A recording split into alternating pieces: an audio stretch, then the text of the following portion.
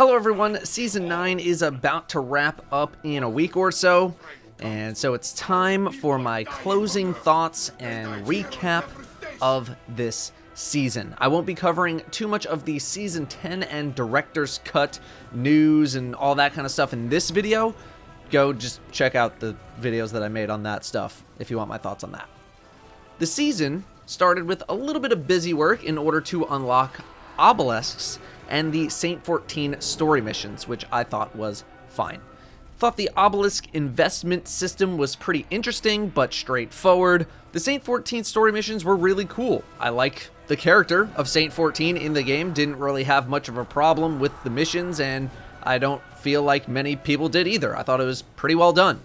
While I know the community was not thrilled at turning story missions into strikes back in the Warmind days, given how often we see new strikes implemented into the game nowadays, maybe it's time to make that a thing again. Although I could see how that might interfere with the seasonal monetization model. Then we have the seasonal activity in the Sundial, which is essentially a menagerie spin-off. I have grown tired of this style of activity and was pretty over it in a couple of runs. The encounters weren't bad at all. I like the bomb throwing one the most of all. Thought that was pretty neat. Definitely a familiar vibe compared to the menagerie, but it's just not really doing much for me anymore, and it never really did do much for me in Season 9. After doing each encounter a couple of times, you know, I was set. Very rewarding, absolutely, but I'm kinda over the very rewarding part, personally. Bungie has also taken notice that this format of content delivery is not really sustainable long-term in terms of being interesting from season to season. While I'm not sure how Season 10's content will be delivered, and don't know if it'll follow Season 8 and 9's format or not since it was probably already in development, I want to see what Season 11 and 12 will have in store for us in terms of blending together seasonal offerings and the core activities in the game. Seasonal content right now is the only thing that matters in the game, and I use the word matters generously. Bungie is basically only utilizing 20% of their game right now, and fortunately they realized this and are working to fix that. The end game in Season of Dawn was grinding 10 power levels and grinding for yet more God roll guns. I'm really tired of stockpiling weapons as my main ambition for this game, partly because I have 100 God rolls in my vault already that I don't use, partly because the perk meta in PvE has not changed in years, partly because raid legendaries are nothing special at all and haven't been for a while, and partly because God tier loot is the easiest it's ever been able to be earned. And I use the word earned generously.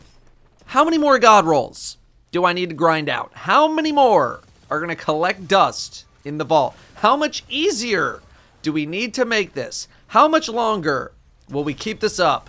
Eventually we're going to run out of archetypes and potential perk combinations. Then what happens? Rituals and pinnacles get most of my playtime anyway, although if you're unable to get rituals or pinnacles, then sure, you need some other options. But the fact that raid loot is hot garbage and better items can be obtained by clicking a button in the tower, to me, is upsetting, because it basically makes raid loot pointless when it used to be pretty sought after. But given that seasonal content is only available for so long, things need to be somewhat accessible, aka easy to get, so that people don't get upset that they didn't have the time to go grind for said items, as we'll briefly discuss at the end of the video. I had a section in this script dedicated to weapon retirement in relation to the experience of being showered in constant, irrelevant loot this season, but now that Luke Smith's director's cut covered it and sort of delivered on what I was hoping for, that section is being rewritten into another video on its own, where I really want to get to the core of the weapon issues. The ritual weapons for Season 9 were Buzzard, a sidearm Python shotgun, and Komodo, a linear fusion. Buzzard and Komodo kind of landed with a thud, not really because of their perk set being bad, but rather because of their archetypes. They're not great. Python, on the other hand, is a pretty good addition to the ritual weapon collection, being the only shotgun with overflow as of Season 9, although I don't think overflow is strong enough to put Python in the Omega top tier, but it's a nice option. We had 2 exotic quests in Devil's Ruin and Bastion. Devil's Ruin was about a 30-minute excursion to grab, with some interesting dialogue between Osiris, Saint 14, and Shaxx at the very end, which I thought was pretty fun to listen to. Otherwise, the quest was very unremarkable. Both of these exotic quests were pretty stale in their completion compared to Deathbringer and Xenophage from Shadowkeep. I'm guessing the reason is because those exotics were linked to Shadowkeep, which doesn't really have as much of a time limit, while these new ones were linked to the Season of Dawn, which has a time limit, and therefore they need to be accessible. When I say Bastion was stale, I mean post-puzzle completion Bastion. Bastion ended up leaving a little bit of a sour taste in the mouths of the community because it was linked to the secret community puzzle that launched in mid-January. I've given my feedback on the community puzzle already if you want to check out the Bastion video, but in short, I liked it, but as someone who was not part of the team directly involved with solving the second, more significant part of the puzzle, I was disappointed in that all I could really contribute were a couple of screenshots to a Discord server. I wish there was a way that the average person could contribute directly a little bit more. The reason why people were disappointed in the reward was because it was thought that since the puzzle was a secret, that the reward also would have been a secret. Instead, when the puzzle was solved, we were met with about 90 minutes of busy work to get the weapon. More patrols, public events, and lost sectors. Really thrilling stuff. I don't think the busy work was really needed because it caused the finale of the event to fall flat. The reward should have just come with the completion of running the path in the Corridors of Time, but if you missed your opportunity to run the Corridors of Time since they were removed, then you could maybe do the busy work for the exotic instead. That being said, I cannot emphasize enough how much I enjoy, and I think the community enjoys, secret puzzle stuff like this. It is great. It is an awesome thing to see the community rally to get cool stuff like this done. But just a hunch here, I think more people would prefer the Outbreak and Whisper style 20-minute platforming and combat sequences more than the 5-day data entry. We definitely 100% don't want you to brute force this experience that ended up happening. To me, the fun part is figuring out what you have to do to solve the puzzle. Once the code was cracked, having to wait 5 days to see it pay out was not the most thrilling, although I do say that as someone who only got to participate on the very first day. The Charged with Light seasonal mod mechanic was definitely interesting from a gameplay perspective. The problem is that I never really cared about it because the amount of effort it would take to build a completely new armor set based around these mods would not equal the payout of how much stronger I would feel as a result. You can make some pretty interesting stuff happen if you choose to invest that much effort into a Charged with Light build and playing around with it. There's an interesting shotgun build that you could do.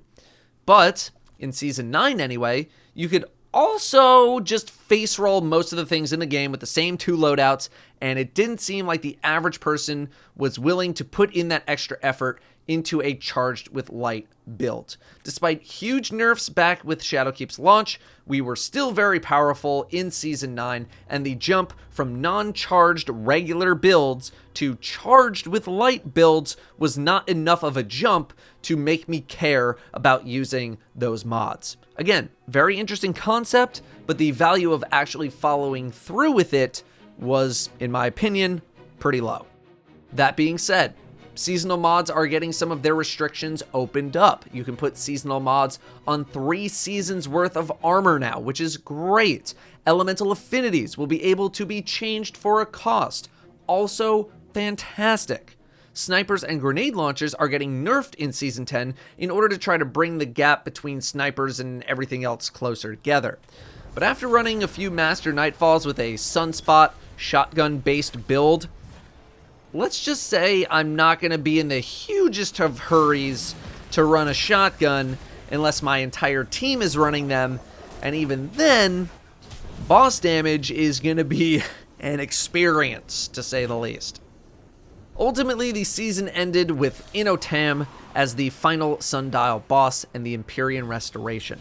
Inotam was definitely a much better final boss experience compared to the Undying Mind, because something new happened, mainly the arena and the boss fight itself. It's not dramatically different than the other 3 fights, and the 3 mini-bosses you have to fight during the Inotam encounter just sort of instantly melt, so they don't really matter, at least on normal mode, but, you know, it was something. It was something. Can we agree that it was something? It was... Alright. Then we had the Empyrean Restoration, which had players donating literal billions of fractaline to the effort that brought back Trials, even though, let's be honest, Trials would have come back regardless. However, one little trick that you could do was purchase a bunch of weapon bounties, donate fractaline, and have those bounties complete after you donated a certain amount. So, for a mere 400 fractaline plus 10 per bounty that you could pick up, you could farm for god roll weapons. I was farming for 7 perfect paradox shotguns a minute by standing in the tower pressing a button. If you had a bunch of spare legendary shards, then you were likely part of the crowd who were able to farm tons of fractaline by investing resources into the exotic level material at the tower obelisk, which you would then use to level your planetary obelisks, which would then grant you a large sum of fractaline every week. This did not require anything other than visiting the spider a few times and a stockpile of shards. Let me just make this really clear, in case I'm not laying it on thick enough. The best way to farm for god roll weapons in the month of February was to stand in the tower, clicking buttons in a menu. It is the best method of farming god roll weapons that we have ever had. This is part of the reason why the game is getting stale to me. These ain't chump change weapons either. There were 13 potential guns to go get, most of them being pretty good. To revisit the weapon retirement thing for just a second, I don't know how much easier Bungie can make it to get you to try out different god roll weapons beyond just giving them away literally for free. If this could not get you to try something new, then I'm convinced nothing will. At the same time, this is the kind of stuff that ultimately leads me to not giving a damn about the loot chase in this game anymore, on top of all of the other stuff that I mentioned earlier. Who the hell cares when you're literally just giving it away? Why even bother? Ultimately, this season didn't really hold my attention that well, and that's mostly because of how everything was just sort of handed to me. I didn't really have to work for much, and I didn't really have to try that hard. The only hard part about getting the title this season was getting the ritual weapons, which were possible to earn over a lazy weekend. It feels like Bungie is basically forced to make everything simple to earn or easy to earn in order to not invoke the wrath of the community, because they don't want to anger people who paid $10 for the season by actually making people have to try to go get stuff. If Trials hadn't been a thing already in Destiny 1, I would love to see what people would think about having to go flawless for good items in this era of Destiny where we're just showered in great loot. I almost completely disengaged from the game the moment the Empyrean Restoration event started. I basically farmed Night 80s for exotics most of the time. Season 10 is shaping up to have some hype on it solely because of Trials, but we have no idea what the PvE side of the game is going to look like just yet. If it's anything like Season 9, then I'm probably going to have the same reaction to Season 10 as I did this season. And that was Season of Dawn. Those are my closing thoughts on the season. Let me know how you're feeling. Thanks for watching, and I'll see you next time.